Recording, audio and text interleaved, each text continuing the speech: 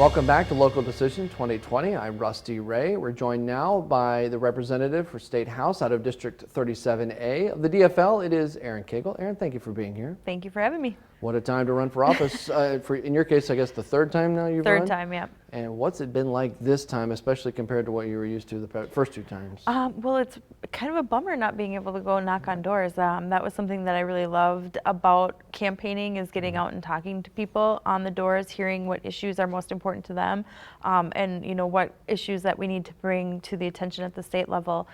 So that's been a big bummer. I've been trying to do as many phone calls as possible, and just getting creative with ways of reaching voters and hearing, what issues are on, what issues are important to them. So we've been doing a lot of phone calling, texting, social media and paid media, and so it's different. It's strange, but I think the hard work that I've done the past two election cycles of getting out and knocking on doors has really helped.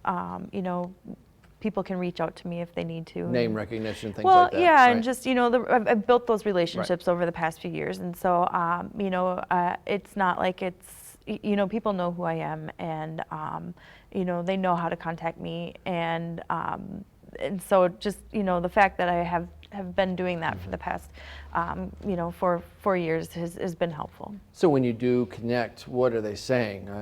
Is COVID top of mind of everything, or is it much more than that people really want to see happen in St. Paul? Well, I think COVID is top of mind on everybody, and the thing is that COVID has really brought out a lot of the inequalities that we see through our system. And it's just really brought to light, the fact that so many people are just one paycheck away from, not being able to feed their family or pay their rent. And so, there's a lot of anxiety out there.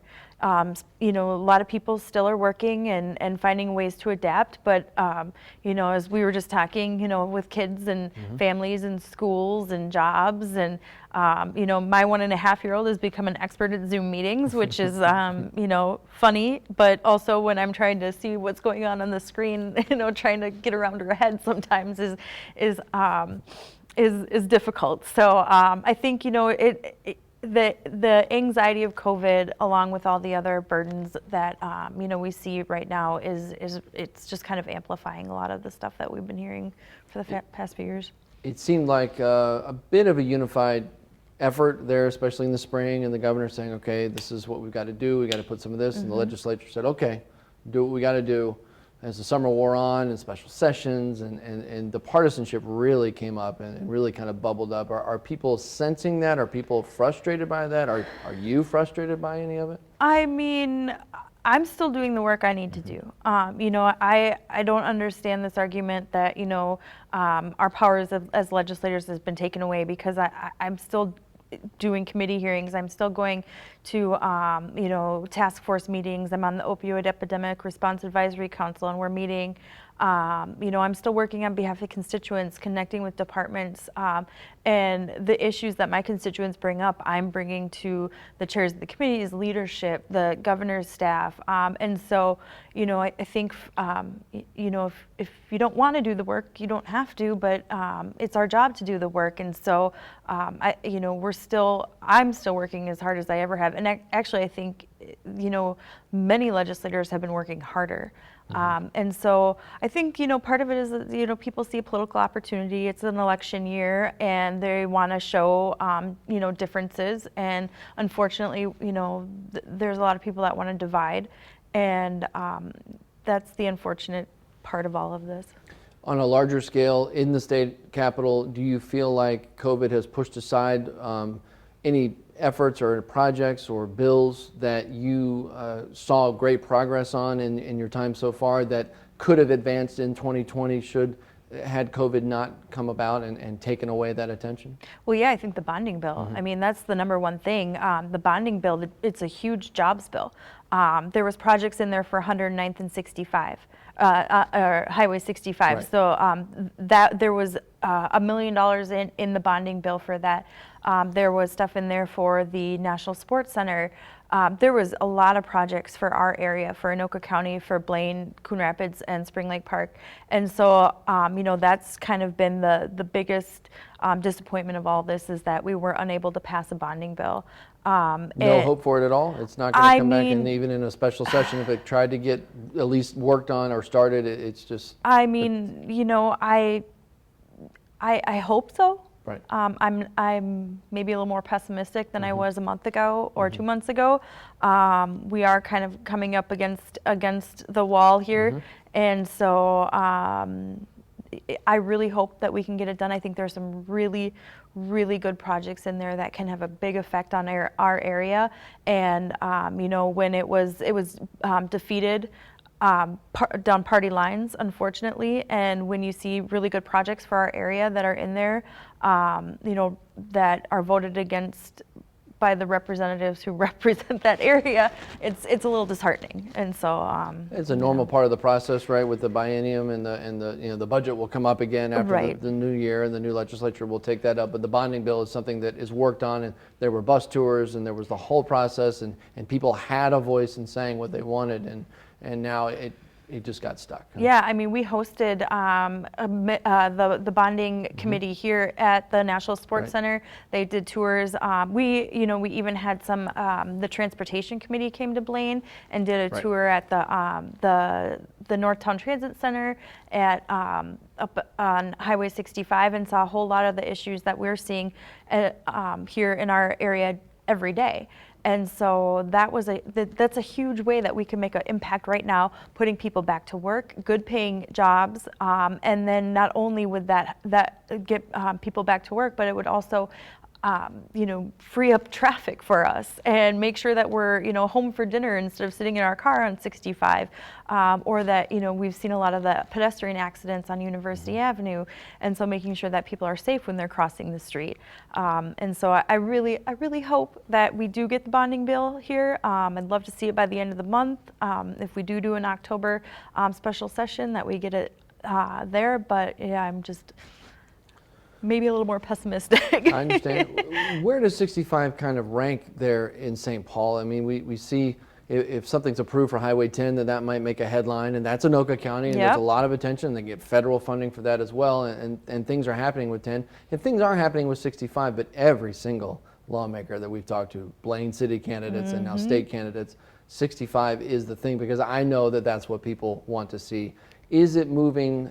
Where is it going? And where are we right now with it on a state level? So we have had the study done of the possible improvements that can happen on 65. There's been outreach to the community, getting input on what we want to see that corridor look like. And so we're coming up to the end of that process on what the proposal will look like to improve Highway 65, the flow of traffic. And I'm really excited about what that stretch of road could look like, and some of the innovative things that MnDOT is doing when looking at that road. But we have to face the reality too that we're, you know, that MnDOT is at a point where they can only maintain roads. We don't have any additional revenue to improve roads or build new roads, and so we really have to look at it, you know, about getting a sustainable and predictable revenue source to MnDOT, because without that, 65 will never get done. I know I've had conversations with MnDOT about where 65 is on their priority list, and it is high. It's a high priority for MnDOT. It's a project that, if the revenue was there, would get done. But right now the revenue is not there. And so we need to take a serious look at, you know, at how we're gonna get new revenue into the system. I was reading a little bit of the information you shared with us. It's at northmetrotv.com. All the candidates we asked, most of them submitted some information. One of the things that you're working on or want to continue working on, and I'll make sure I get this right, is paid sick leave or paid family medical leave for everybody. You want that to be more of a priority, and something that the state can help provide that. And tell me more how that would work and what the state's involvement in that could be.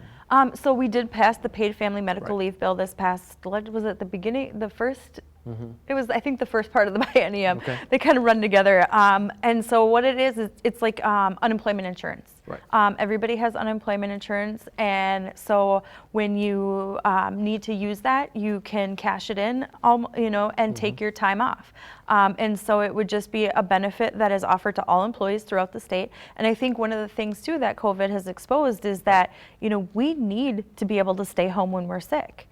So many people, kind of tough it out and, I've got a cold, but I'm going to go to work anyway.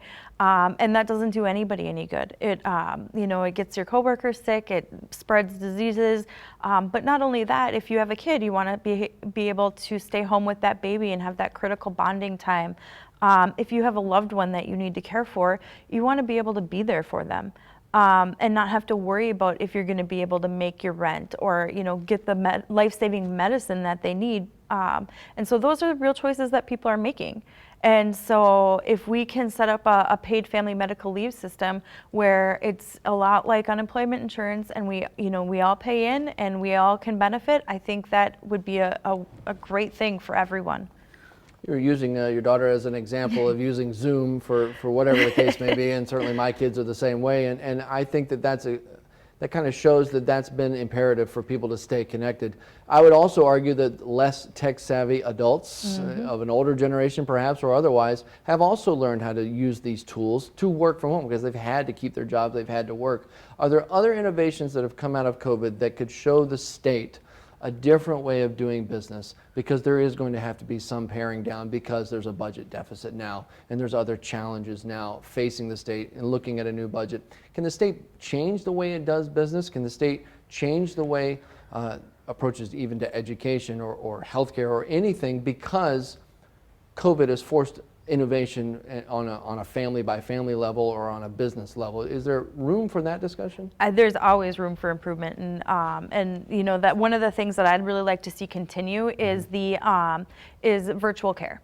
As serving on the Opioid Epidemic Response Advisory Council, that was one thing that a lot of providers brought to us about, reaching patients in rural Minnesota or people who don't have, transportation or other barriers that cause them to get care. And so one thing I'd like to see going forward is allowing patients to use virtual care, and that insurance companies have to cover that. One of the executive orders that came out through COVID was that insurance companies now have to cover those virtual visits. And so I'd love to see that be made permanent so that people can access the care they need and reduce the barriers that they need to get to to get to those appointments. Just kind of an anecdote, my cousin is a therapist, and she said before COVID, she had a much higher cancellation rate with her patients than she does now. She still sees patients in clinic, but she also does a lot of the virtual visits. And so, making sure that people are keeping up on their health, mental health, physical health, any kind of, medical appointment that they need through those virtual visits, I think could be a really make a big difference in people's lives. But I think also part of that is that we have to make sure that everybody has access to broadband. And we've seen that in different parts of the state that, people don't have that access.